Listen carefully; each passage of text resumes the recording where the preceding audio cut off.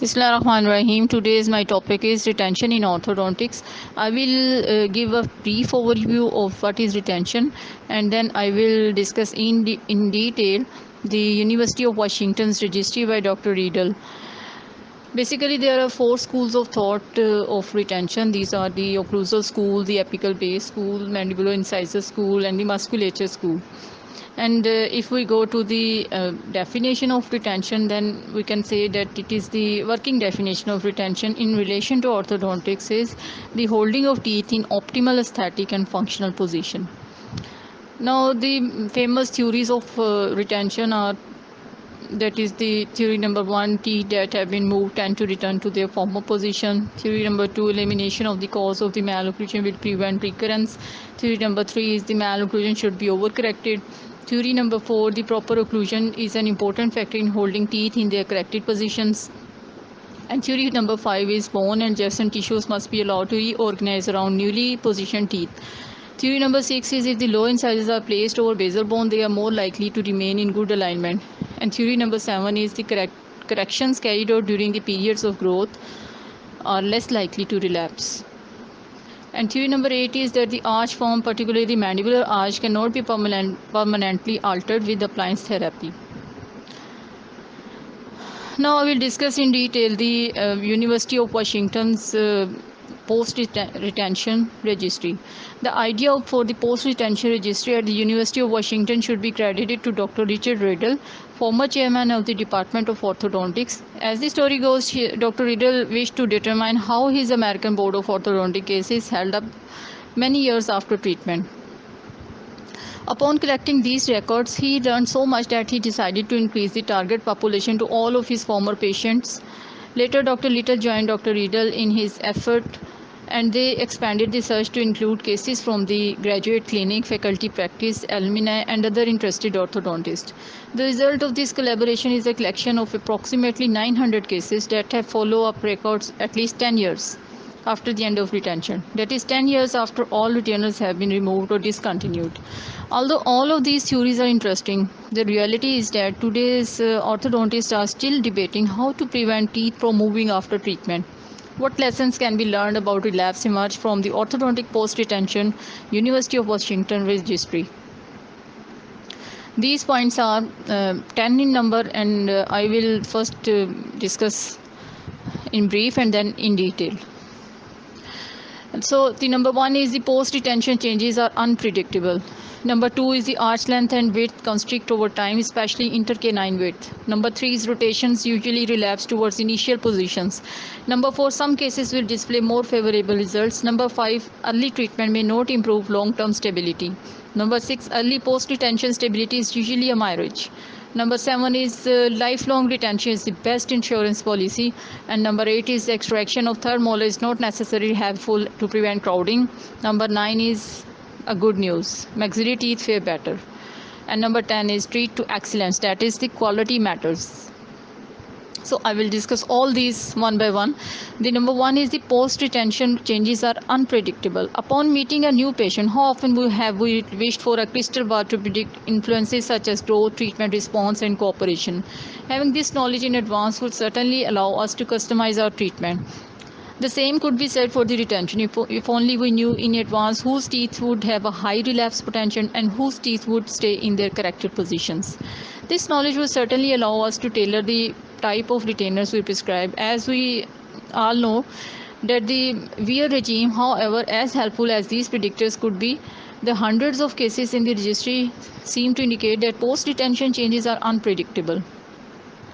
Based upon intercanine and intermolar distances as well as arch length and the irregularity index scores, predicting the long-term outcome based on the initial or end of the treatment condition was difficult. Therefore, long-term retention seems to be the only predictable way to ensure a stable result.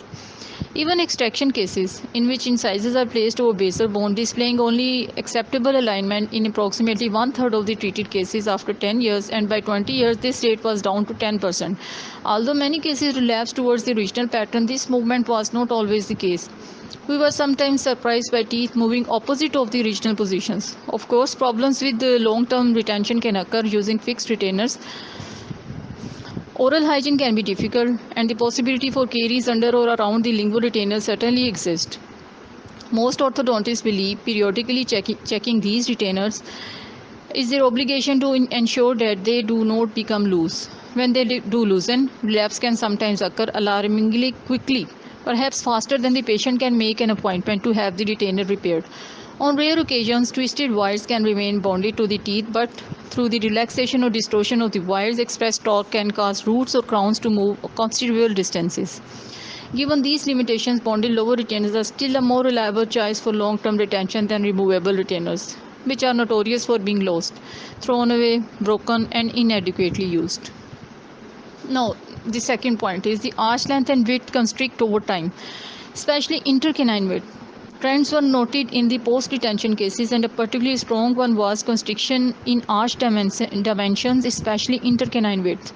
This trend may be related to the popular notion in dentistry known as the mesial drift, in which posterior teeth have a tendency to mesially migrate over time. Since the basal bone houses the roots and the lips and tongue provide a corridor for the crowns to exist in a state of equilibrium, mesial drift would eventually result in the crowding of the front teeth, especially the lower incisors. Thus, to the extent possible, attempting to maintain or decrease intercanine width seems prudent. In patients with mandibular incisor crowding, aligning the incisor will always result in an increase in intercanine width and or protrusion unless IPR or incisor extraction is performed. Even extraction of premolars cannot prevent an increase in intercanine width unless the above conditions are met, as the canines are moving into a wider area of the arch to allow alignment of incisors. Thus, in reality, alignment without an increase in intercanine distance is a difficult task to accomplish, and we must be prepared to deal with the arch constriction that almost inevitably follows. Further complicating our understanding, not all cases show intercanine constriction after retention. A few actually show expansion. Usually, using the University of Washington sample, investigators assess the stability of cases undergoing low incisor extraction. Interestingly, these cases seem to exhibit better incisor regularity scores long term compared with other types of extractions and non-extraction samples. One might argue that incisor regularity scores should be lower with incisors extraction cases since they have fewer contacts to count. However, the investigators controlled for this factor by calculating an average of the incisor regularity scores. The low scores were still significant. As previously mentioned, incisors extraction is one of the few treatment modalities we have that can actually allow a reduction in intercanine width, and perhaps this reduction plays a role in the improved stability. In recent decades, arch expansion using wedges techniques has become a popular method to address crowding. In particular, claims have been made that treatment with self-ligating brackets allows bone development and subsequently better stability. However, little scientific evidence indicates that these claims are true. Although the long-term cases in the University of Washington retention registry were not treated with the self-ligation brackets, their results indicate that patients undergoing arch development may be among the most unstable cases encountered. Whether the arch development was in the transverse and or in the interior dimension, these patients' arches tended to relapse significantly when retention was discontinued. So this was all about the second point. Now the third point is rotation usually relapse towards their initial positions. If teeth relapse, then predicting that they will relapse towards their original position seems logical. One philosophy of treatment to counteract this relapse potential is called 11-10 orthodontics, in which teeth are overcorrected by approximately 10% in rotations or labial and or lingual movement. The idea is that when the tooth relapses, the 1-10 overcorrection will be lost, leaving the tooth in the corrected position. Unfortunately, predicting the amount and direction of relapse has proven to be difficult. Although some teeth, perhaps the majority, relapse towards their original position, approximately 20% of the teeth unexpectedly relapse away from their original position, making it very difficult to decide whether overcorrection will be harmful or detrimental. Some have advocated a supracrestal fibrotomy to assist with preventing relapse, and some research suggests that this surgical technique can be effective. For teeth that have undergone a fibrotomy, there is no guarantee that rotational relapse will not occur. The primary point is that the degree of rotational relapse is lessened but not fully eliminated after fibrotomy. Additionally, the cost and the thought of undergoing surgery can be unpopular, especially if stability is not guaranteed. To prevent relapse of lower incisors, Lingual bonded retainers are very common. The two styles that are commonly used are either bonded only to the canines or bonded to each anterior tooth. Although not bonding to incisors that were normally positioned at the pre-treatment phase has advantages for oral hygiene, any incisors that are not bonded can sometimes move labially or lingually or rotate. Even though lip pressure should generally prevent this movement from happening, retainers bonded to each anterior tooth will prevent post-treatment movement, but hygiene can be more difficult and more bonds are there to possibly fail. This is all about the third point. Now the fourth point is some cases will display more favorable results. Group of patients that seem to fare better than most are the ones who have adequate or excess arch length at pre-treatment. It seems intuitive that those who with more than enough space or less likely to crowd in the long term, these patients probably have large jaws, small teeth, or a combination of the two. And either factor provides a considerable advantage for the maintenance of long-term alignment. Additionally, patients with adequate or excess arch length have the benefit of maintaining or decreasing their intercanine weight during orthodontic treatment, similar to the incisor extraction cohort. One long-term study demonstrated that these patients really show more than mild crowding. Now, the fifth point is that the early treatment may not improve long-term stability. One may ask whether the management of crowding at a younger age is associated with better long-term stability. Three approaches might be taken. The first strategy is early expansion or arch enlargement. There are some who advocate early expansion to address arch length issues. However, early expansion is not immune from relapse. In fact, patients undergoing mixed addition enlargement of the lower arch showed the poorest post-retention results. A second strategy is serial extraction. Unfortunately, this technique does not appear to have better long-term outcome than premolar extraction in the permanent dentition. Perhaps the reason for this is that patients are candidates for serial extraction because they have insufficient arch length at an early age and are destined for recrowding after treatment and retention, just as are most patients with crowded full dentitions. Orthodontists have hypothesized that those serial extraction cases who demonstrated self-improvement of alignment during the observation period and before full treatment will likely be more stable after retention. Unfortunately, this theory has not proven to be true. Those who favorably react during the observation period may or may not significantly relapse after retention, just as those who do not fare well during the observation period may or may not do well after retention. Serial extraction outcomes seem to be unpredictable, influencing alignment in the long term. A third approach is utilizing the leeway space. Hayes Nance advocated this strategy, and in fact, some evidence suggests that utilizing the leeway space may result in superior long-term outcomes. Probably, however, patients who are candidates for preserving leeway space are not as crowded as those who undergo serial extraction. Thus, the initial crowding should be considered when assessing the long-term outcomes of patients undergoing serial extraction versus the utilization of the leeway space. If the leeway space is equal or greater than interior crowding, then this strategy appears to give good results. If the leeway space is insufficient to permit interior alignment without expansion, then this strategy will likely fail to improve retention. Now the sixth point is early post-retention stability is usually a mirage. Many of our patients with fixed retainers displayed a period of relative stability after the removal of retainers. However, this stability proved to be short-lived. After a few years, more and more crowding occurred. One might wonder when the relapse ceases. Following cases from 10 to 20 years after retention, apparently there is no end point. The rate of relapse seems to slow in these cases, but slow undesirable alignment changes continue to happen. Some patients seem to have a period of accelerated tooth movement immediately after the fixed retainers were removed. For patients with a strong relapse tendency, many years of fixed retainers may not be enough. Unfortunately, once a bonded retainer is placed, the only way to test stability is by removing the retainer. A graduated lessening of retainer use, which can be done with removable retainer, is not an option. Now comes the seventh point, that lifelong retention is the best insurance policy. Yes, if there is a common theme to our long-term findings, then it is that lifelong retention is the best insurance policy that can be provided to a patient. Of course, it is probably not realistic to expect patients to wear their retainers forever. Removable retainers can be lost, worn out and forgotten, and fixed retainers eventually become loose.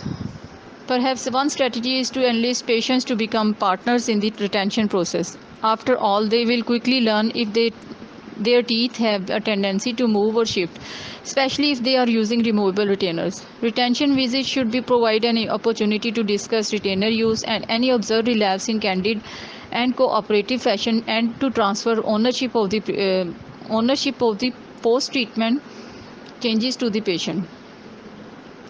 Fixed retainers usually limit changes in the lower arch. However, when removable retainers are used, patients must be told that they should use their retainers as much as needed to maintain tooth position. Letting patient know that they are in charge and that you will provide assistance can be helpful. Then when post-retention movements do occur, and they will, for most patients, offering retreatment options and letting patients decide how they would like to proceed are both significantly easier. Now comes the 8th point, that is extraction of third molar is not necessarily helpful to prevent crowding. Third molars often appear during the time that low incisors relapse occurs, and ascribing the crowding to the eruption of the third molar is only natural. However, the best evidence to date, which comes from 2 systematic reviews, indicates that third molars do not seem to play a large role in lower anterior crowding. In fact, even those with third molars removed or congenitally absent develop lower anterior crowding in the late teenage years and in the early 20s. Coincidentally, the typical age of third molar eruption seems to happen when active relapse begins to occur, even for those who have congenitally absent third molars. In spite of this, urban myth has proven extremely difficult to dispel even among general dentists, oral surgeons, and orthodontists.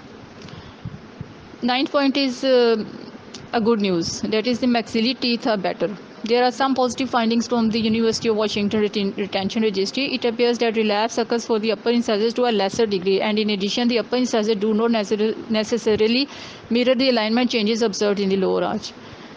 10th point is the treat to excellence, that is quality matters. There were also some interesting findings concerning finishing cases to the highest standard. A study investigating changes in patients with varying degrees of excellent to poor final results showed that cases with excellent finishes tended to deteriorate, whereas cases with poor finishes tended to show some long-term improvement in the scores of the ABO-OGS. Although this finding might seem counterintuitive, the fact that patients with the best ABO-OGS scores have little room to improve should be given consideration. On the other hand, patients with poor ABO-OGS scores tended to improve in several areas, including marginal ridges, buccolingual inclinations, and occlusal contacts, indicating that high quality treatment does in fact provide long-term benefits compared with that of lesser quality treatment.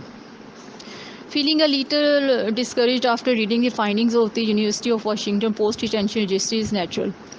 Many of our patients did not hold up well in lower anterior alignment 10 or 20 years after discontinuing retainer wear. Certainly, after all the effort of straightening teeth and correcting occlusion, it would be ideal if teeth would remain in stable positions.